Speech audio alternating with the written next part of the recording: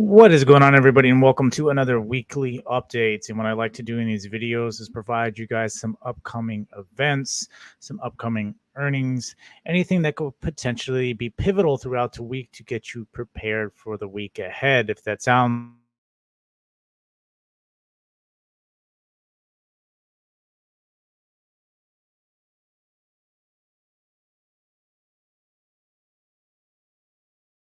you provide daily updates as well to get you prepared. Another thing I like to do in these as well is I like to go ahead and throw this up there, kind of let you see what I am looking for towards the week.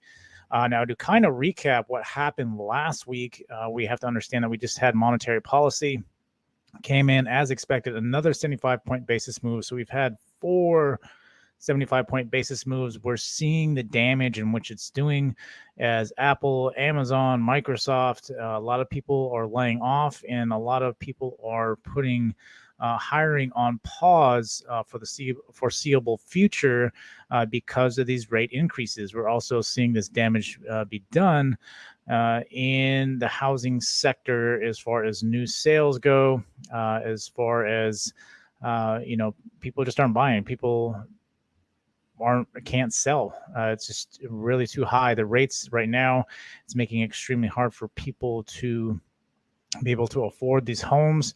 What you could pay for 6 months ago and what you could pay for now are two completely different environments. And so, with that being said, other parts of inflation have gone down, yes, but the one key thing is rental units and what people are doing, which leads us into but before we get led into what's coming into this week, we have to also understand that Powell has not changed. Powell came in extremely hawkish. Now there was changes in the report stating that they are looking to do some sort of taper off the uh, interest rates, and people took that and they ran with it over the past couple weeks. Now, the problem with that being is that Powell came in and corrected it and said, no, it's too premature to tell that, and rightfully so. We don't know what the where core headline inflation is at right now. Now, what once was core, which is now headline inflation, because they're trying to separate rental units out from everything else, like that's not part of your average everyday expense. But the key aspect to understand here is that core needs to come down below 8. And Powell, again, saying everything was premature. It all relied on data. And so, with that being said, of course, the Fed futures are going to jump all over the place. We had quite a bit of selling Wednesday before close, and then we sold a little bit, but we held on Thursday, Friday. Um, Another range, essentially waiting for the core, which is this week, which is on Thursday at 8:30 Eastern Standard Time. We are waiting to see what comes of the core. Now, what we're really looking at is we want the core out of uh, the 8% range. We want it lower than that, especially after four 75-point basis moves. Everybody else is seeing it. Everybody else is screaming at the Fed that they need to dial back, that it's hurting the economy. When you got growth reports that finally came out on Friday showing just that. Now we have to understand that people have been uh, let go for a while.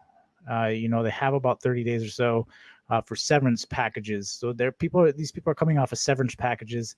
And then we saw that wicked report on Friday. And so the market sold, but then turned around and bounced back, only to sell, to bounce back again. So we've already established a range going into Wednesday.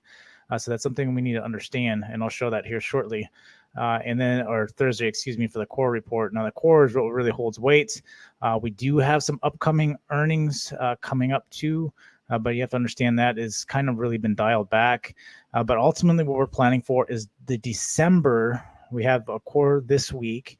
We have another core on the 13th, and on the 14th, we get the last monetary policy for the year.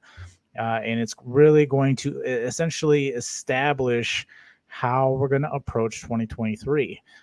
Again, because people are expecting a dial back. I'm expecting a dial back potentially around springtime, March, April period, as I think we will hit peak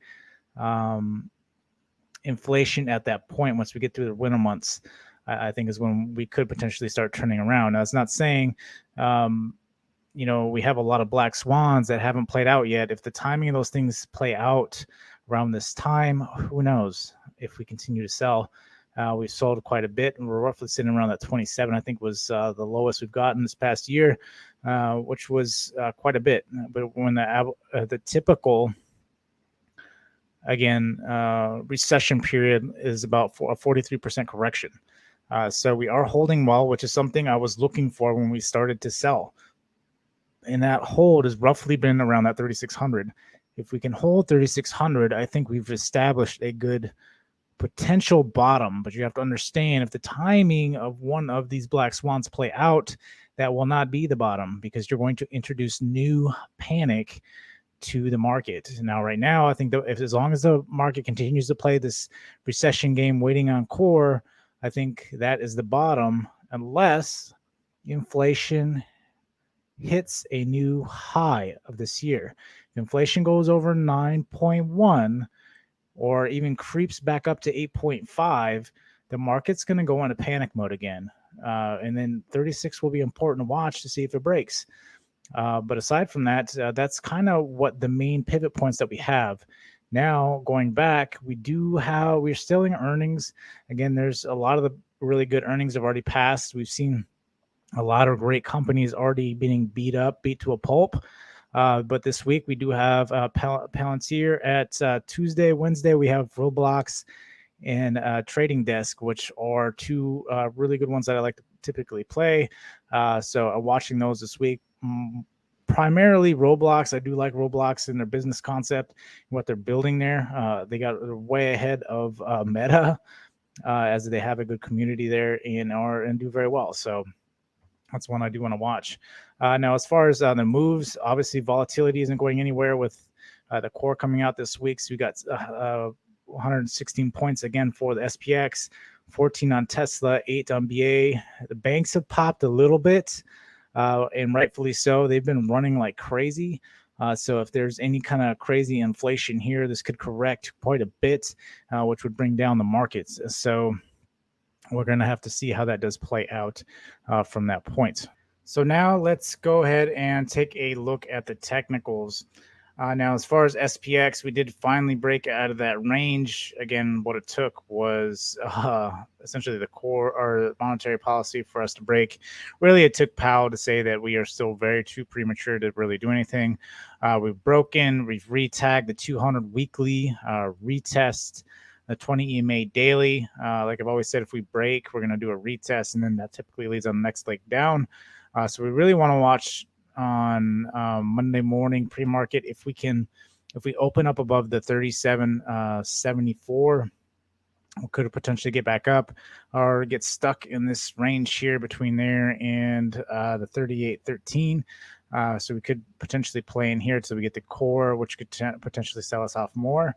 But we keep floating right around this 200 weekly and the 50 monthly. We want to see if we can actually finally break this. Again, that 3,600 has been a lot of buying. The market does not pop below there and last very long. It's something I've talked about and towards the end of last year, that it was doing the same exact thing but for all-time highs. So every time we made an all-time high, we wouldn't stay there longer than maybe an hour or two, and then we'd sell off, and then we'd make all-time highs again, stay there for an hour or two, and sell off. Now we're doing the opposite, where we're making an all-time low for the year, and then it gets bought up, and we push up, and then we head back down, all-time low, bought up within the same day, pops back up. So there is a lot of heavy institutional buying around 3,600.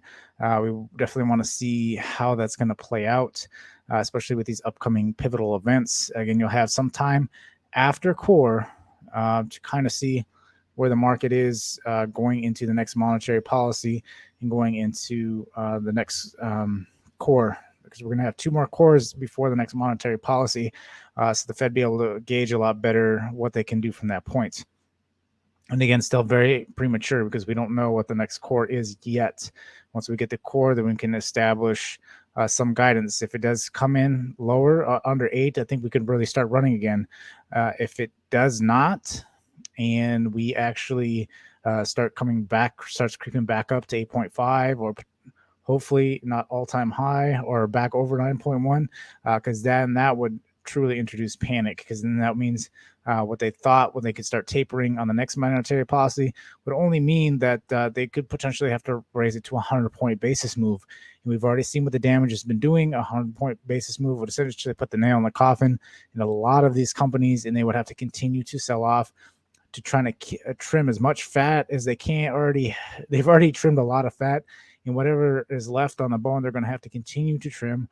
So these companies could hopefully remain profitable. Worse, we're going to see a lot worse can come of this. So with that being said, let's take a quick look at the dollar. Again, the dollar is still holding the trend line. As long as the dollar can hold roughly that 110, I think this thing can explode back up and make a new high here, potentially. Again, what came out with the jobs, this is the bad thing, is the jobs is really bad. So the thing, people think that the Fed are going to taper back, and there's just a lot of mixed signals. Again, they want to say there's great jobs and whatever. People have been on severance packages for 30 days.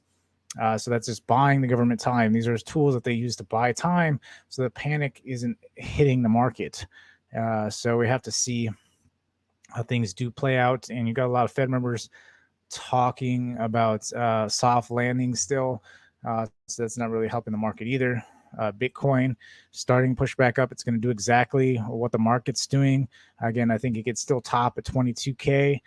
If depending on core, if core is bad, this thing's going to come right back down to 20K. Otherwise, we could potentially get a breakout if core is below 8. This is, again, this is a pivotal move this week, and it's very dependent on what comes out on that core.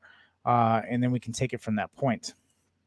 Tesla continues to hold 200. This is one I really want to watch this week again.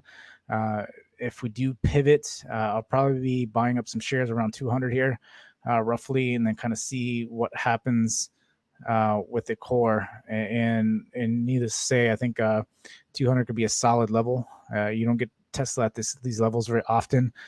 So anything essentially around that 200 or below is definitely a buy for me. So I'm really watching this going into this week. So Airbnb, same thing. As long as it's holding this, essentially this 86 or around the 90, I really like Airbnb. I almost bought some on Friday, but decided to hold off and see how we open Monday.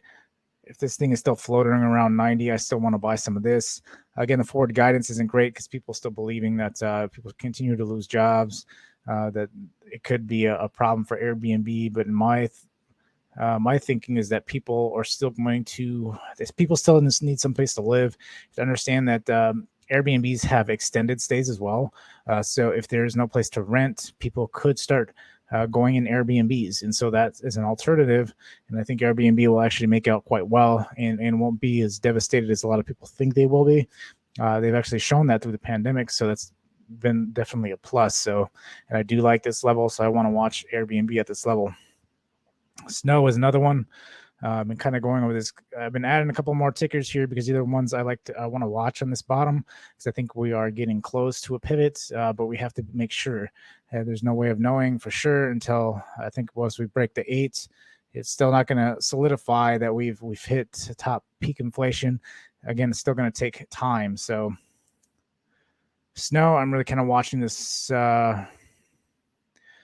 Watching this 115 mark, really. I want to watch this zone down here. If we do land on the 115, I want to try to grab this one. Potentially looking, you got some resistance again at 160. Hopefully seeing if it can pop back up close to 200.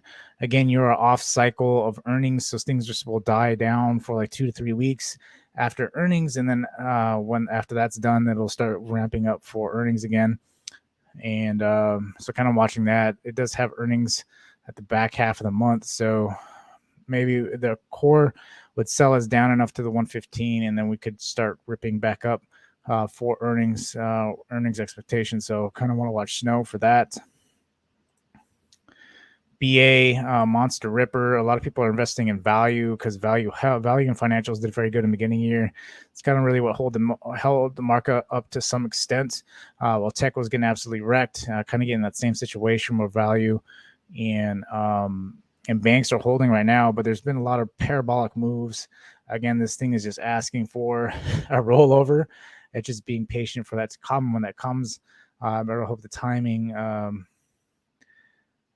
is better to where tech can pick up, because if not, this the whole thing is going to continue to start sinking. So really want to watch. Again, BA is one of the ones I always go over. That's just because it's good to have a value on there to kind of watch to see what's going on. JPM, the banks, again, parabolic move. This is absurd.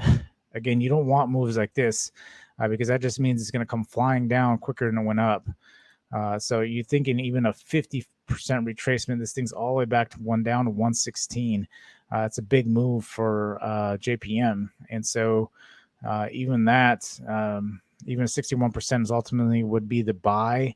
That's still at 111. So you got one heck of a pullback coming at some point. The timing on that obviously will matter, but a 111 pullback is guaranteed in the cards, and it's coming sooner than later. So with all that being said, that's pretty much what we got. Again, it's going to be a big pivotal week, and then we pretty much open free until the next monetary policy, next core, which gives us about 2 weeks. But ultimately, understand you're getting the holiday months too, so things start to get kind of flat around this time. Things don't really move, and we've already kind of had like a lot of flat periods throughout the year, just because we've been waiting on data or policy or earnings, or we've been waiting on something. And so the market has been very sticky when it comes to, and very non-compliant when it comes to what's going on in the market. He wants to find out first and then make a move from there. So I think we're very much going to get into that position again this week. We might start selling off again going into Wednesday, and then potentially popping back up. Really have to just see how the market takes it. And then again, if we definitely want inflation below 8, if it's not below 8, it's going to be a problem. And then the market's going to correct, potentially back down to 3,600 until and make that correction. And then we kind of just play a bigger range and wait until next core monetary policy. Or we do good and come under and potentially have a little bit more of a rally before next monetary policy. So we'll see what happens. There's a lot to come. There's a lot to learn from this market. Patience is one of them. Risk management is another.